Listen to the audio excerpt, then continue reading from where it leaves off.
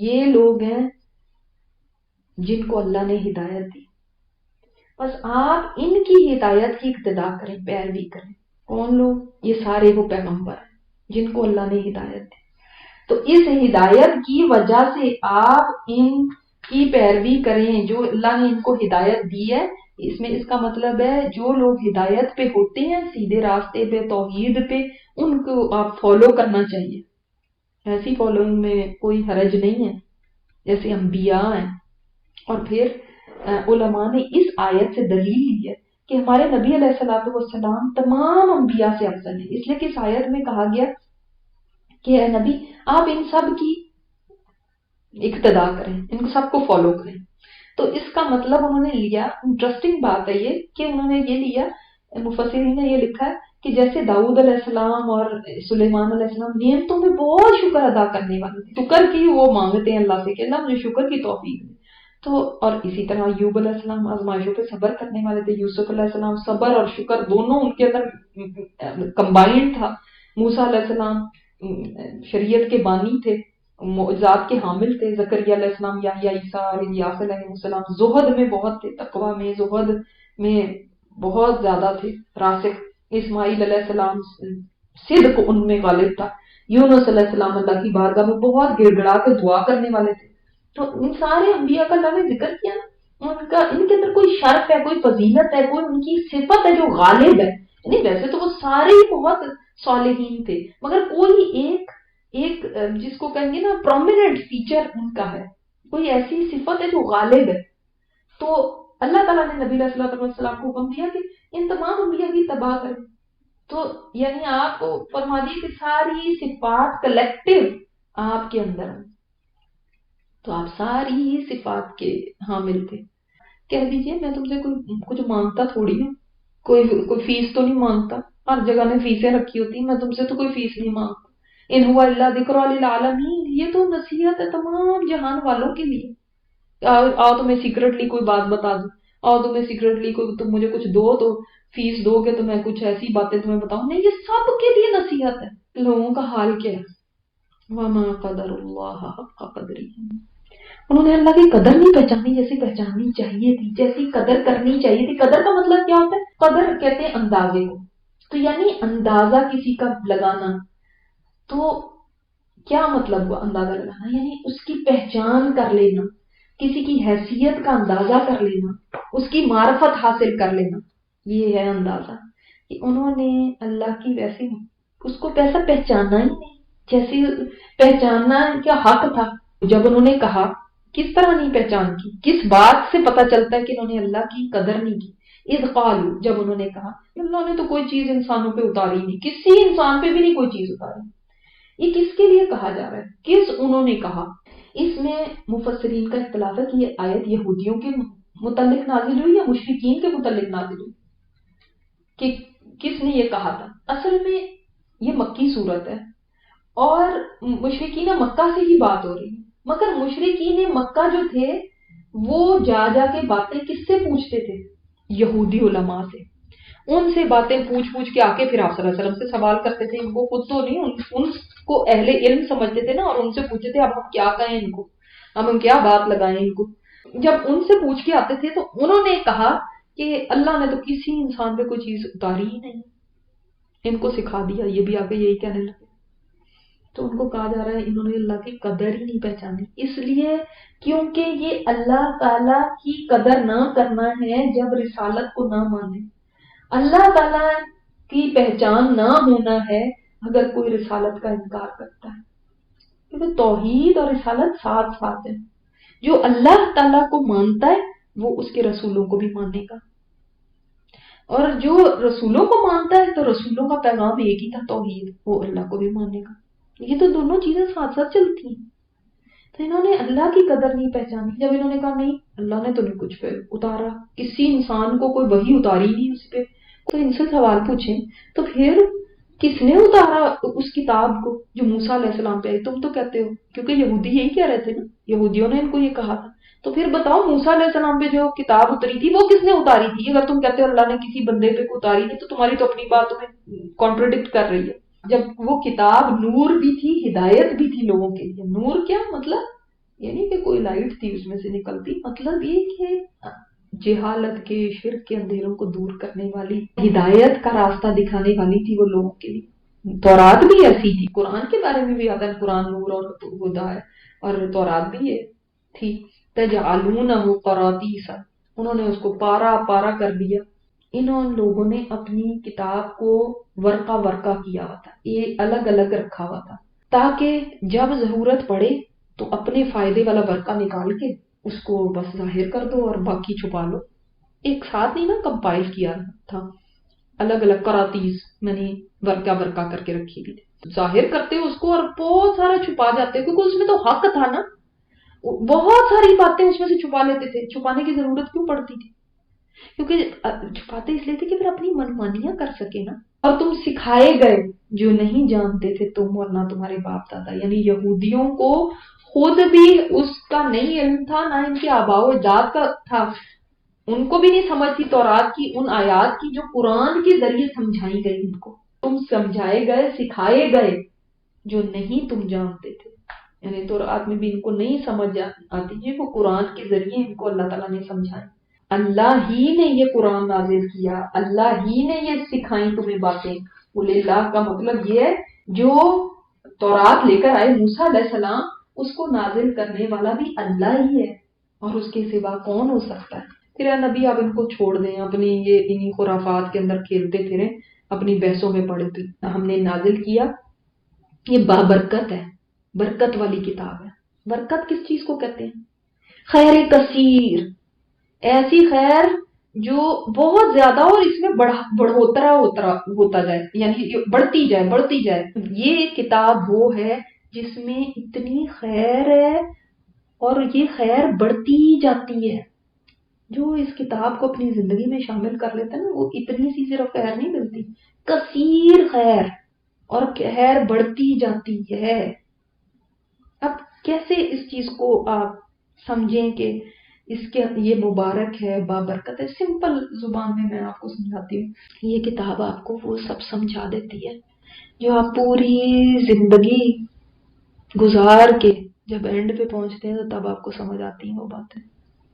پھر آپ کہتے ہیں زندگی کی تو سمجھ تب آئی جب زندگی گزر گئی. یہ کتاب آپ کو زندگی میں ہی وہ چیز سمجھا دیتی ہے جو آپ کو زندگی کے اینڈ میں سمجھ آنی ہوتی ہے. جو پھر اس کو اپنی زندگی کے مراحل میں تھام لیتا ہے وہ فائدہ پا جاتا ہے, کیونکہ یہ اس کو پھر گائیڈ کرتی ہے. یہ تصدیق کرنے والی ہے جو اس سے پہلے آئے, یعنی جو اس سے پہلے کلام اللہ کے آئے ہیں, یعنی تورات ہے, انجیل ہے, اس کے اندر جو بھی توحید کی باتیں ہیں یہ قرآن کہتا ہے وہ سب صحیح تھی. پھر اس کے بعد یہ قرآن کہتا ہے کہ وہ جو ساری باتیں تھیں اس کے اندر آخرت کے بارے میں جو تورات میں آئے, جو جنت جہنم کے بارے میں تورات اور انجیل میں اترا, وہ سب باتیں صحیح تھیں. یہ قرآن آپ کو بتاتا ہے کہ پچھلی جو کتابوں کی باتیں تھیں ان کو ویریفائی کرتا ہے. مرنے کے بعد جی اٹھنا, تقدیر, ملائکہ, رسالت, اللہ کی ذات و صفات کے بارے میں جتنی بھی باتیں یہ انڈورس کرتا ہے کہ ان میں صحیح تھی. حالانکہ آپ کو پتہ ہے جب بھی کوئی ایک کلام ہوتا ہے کسی بھی شاعر کا ہو یا کسی کا, اس کے بعد کسی کا دوسرا کوئی آ جائے تو وہ پچھلے والے کو کہتے ہیں کہ پچھلے والے کو نہ کہو کہ وہ اچھا تھا اس لیے کیونکہ وہ صحیح تھا, کیونکہ وہ پھر میری کیا ویلیو رہے گی. تو وہ کہتے ہیں کہ پچھلا صحیح نہیں تھا, اب کا جو ہے وہ صحیح ہے. لیکن قرآن کہتا ہے نہیں, ان کتابوں میں جو اترا تھا وہ صحیح تھا.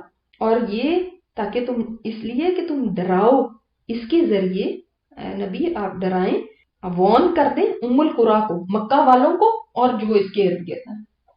ام القریٰ کے مطلب مکہ, اس لیے کیونکہ یہ تمام زمینیں سمجھ لیں اسی سے پھیلی ہیں, پوری زمین اسی جگہ سے پھیلی, سمجھے ایک سینٹر پوائنٹ ہے یہ پوری زمین کا.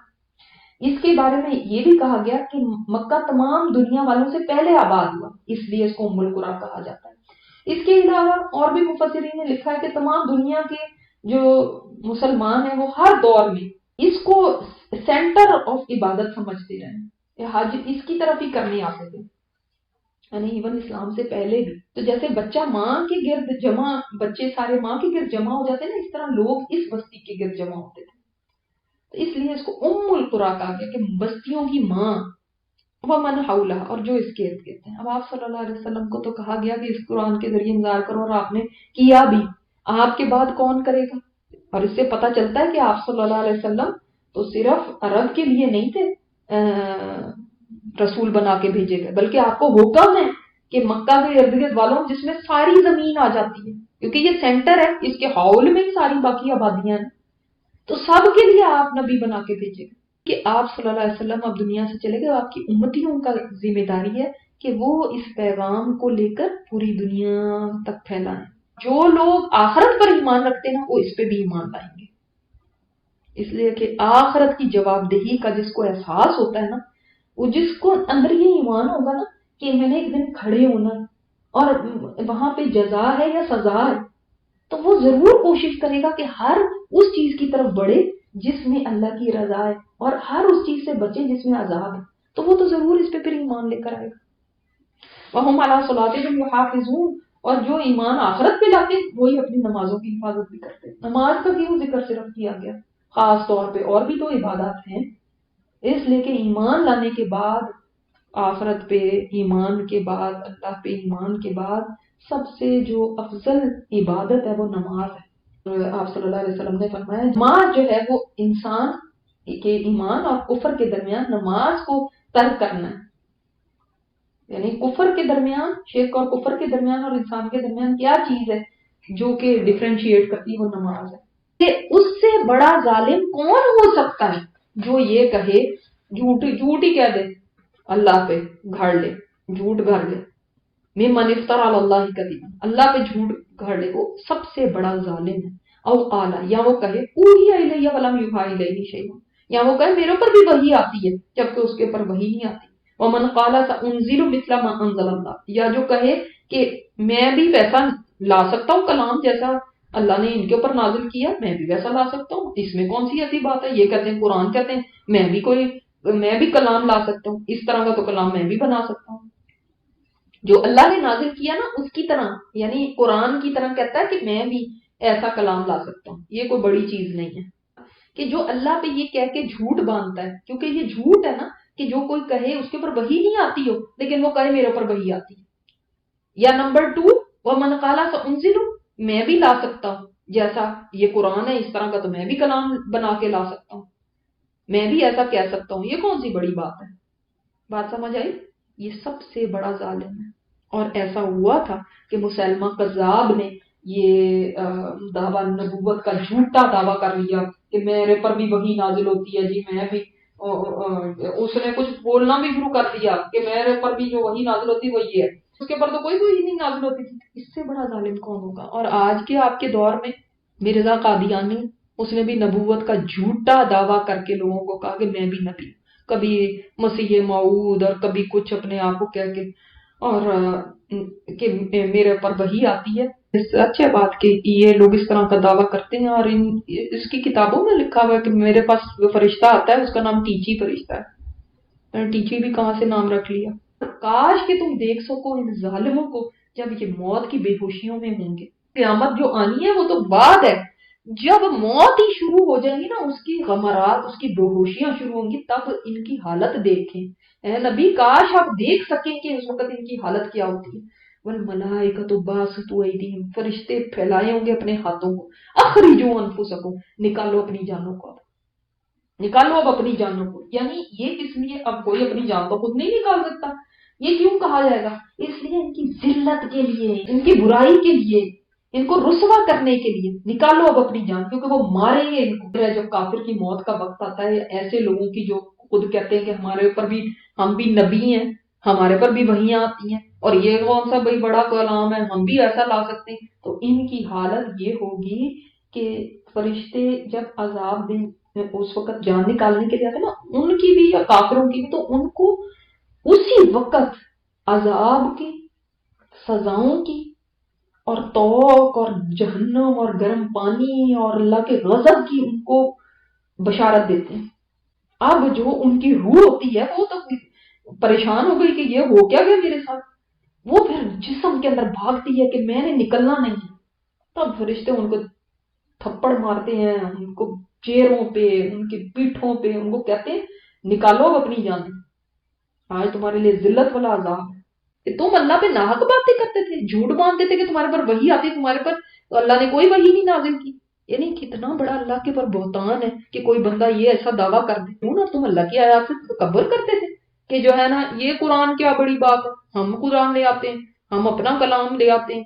اور اس نے تو بنا بھی لیا تھا مسلمہ کذاب نے، پتہ نہیں کیا کیا اس کی لکھے بھی ہوئے ہیں، کئی تفسیروں میں بھی آپ پڑھ سکتے ہیں کہ وہ کیا کہتا تھا، میں جیسے مطلب جیسے کہ میں بڑا کوئی میرے اوپر کوئی کلام اترا ہوا ہے، کیا تم نے اپنے رب کی طرف نہیں دیکھا، اس نے کس طرح حاملہ کو پیدا کیا، اسے ایک روح نکالی، باریک کھال اور پیٹ کے اندر دوڑتی ہے، اس طرح کی باتیں کہ آج کے دور کے اندر بعض لوگ رسولوں کی قدر نہیں جانتے اور اولیاء اللہ کو رسولوں کے بھی اوپر بڑھا دیتے ہیں۔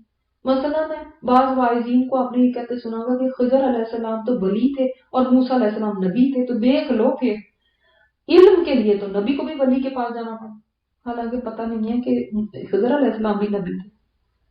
تو اس طرح کی بات کرتے ہیں، اس طرح سے کہتے ہیں دیکھ لو پھر زکریا علیہ السلام جب بیٹا ان کو چاہیے تھا تو وہ بھی ایک ولیہ کے پاس گئے جو حضرت مریم تھی، اور وہاں دعا کی تو ان کی دعا قبول ہوئی، لہٰذا ہم بھی اولیاء اللہ کے پاس جاتے ہیں۔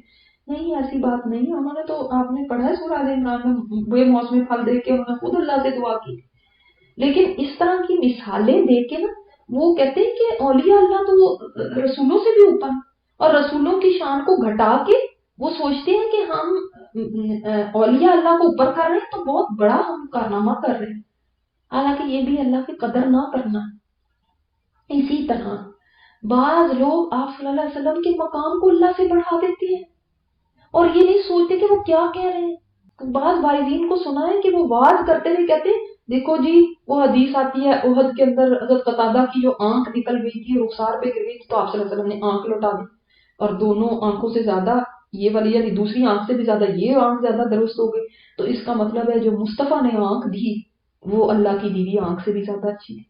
ہائے استغفر اللہ، وہ کس طرح کی بات ہے۔ اس طرح میں نے آپ کو شعر سنایا، خدا جس کو پکڑے چھڑائے محمد، محمد کا پکڑا چھڑا کوئی نہیں سکتا، تو معاذ اللہ وہ کیا کہتے ہیں، کتنا بڑا کفر ہے یہ وما قدر اللہ کا قدری ہے کہ اللہ کے رسول کو اللہ سے بھی بڑھا دیے، اس میں کوئی اسلام کی خدمت نہیں ہے، اس میں کوئی آپ سے نظر ہم خوش نہیں ہوں گے۔ اللہ تعالیٰ ابو طالب، ابو لہب اور دوسروں کو عذاب دے گا تو آپ صلی اللہ علیہ وسلم ان کی شفاعت نہیں کرا سکیں گے، ان کو ہمیشہ کے عذاب سے نہیں چھڑا سکیں گے، پھر یہ شعر کیسے ہیں؟ حضرت عبداللہ بن مکتوم کو دیکھ کے ایک دفعہ آپ صلی اللہ علیہ وسلم نے ذرا تیوری چڑھائی تھی تو کیا ہوا تھا، اللہ تعالیٰ نے سورہ حبشہ اتار دی۔ یاد رکھیں یہ کوئی خدمت نہیں ہے اسلام کی، یہ ظلم ہے۔